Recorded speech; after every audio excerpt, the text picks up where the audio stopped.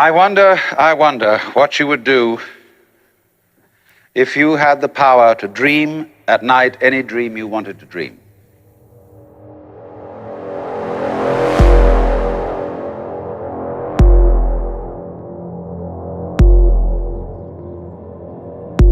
And you would, of course, be able to alter your time sense and slip, say, 75 years of subjective time into 8 hours of sleep.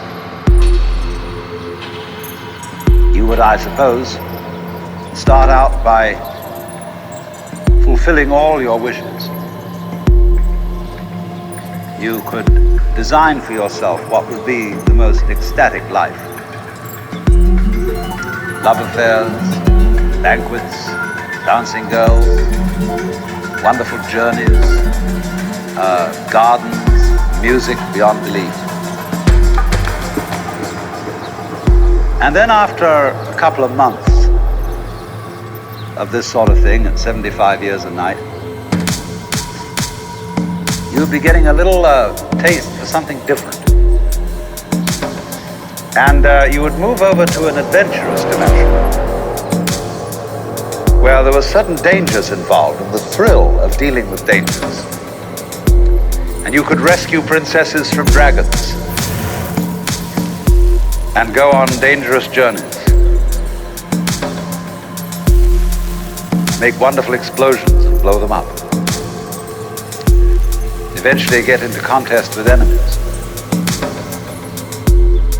And after you've done that for some time, you'll think up a new wrinkle to forget that you were dreaming, so that you would think it was all for real, and to be anxious about it. Because it'd be so great when you woke up. And then you'd say, well, like children who dare each other on things, how far out could you get? What could you take? What dimension of being lost, of abandonment of your power, what dimension of that could you stand? You could ask yourself this because you know you'd eventually wake up. And after you'd gone on doing this, you see, for some time, you would suddenly find yourself sitting around in this room with all your personal involvements, problems, etc., talking with me. How do you know that's not what you're doing? Could be.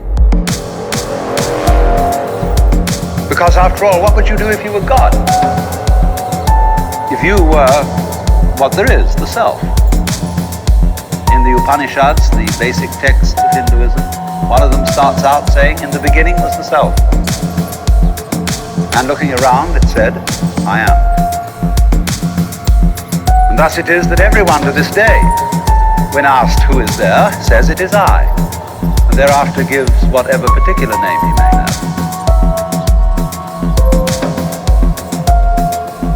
For if you were God, and in the sense that you knew everything, and you were completely transparent to yourself through and through, you would be bored.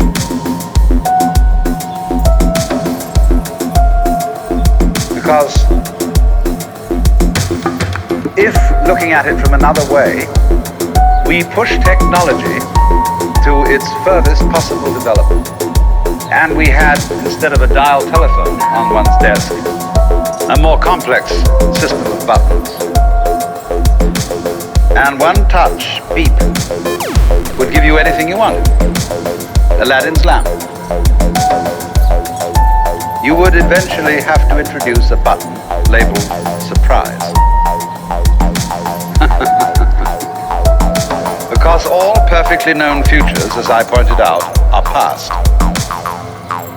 They have happened, virtually. It is only the true future is a surprise. So if you were God, you would say to yourself, man, get lost.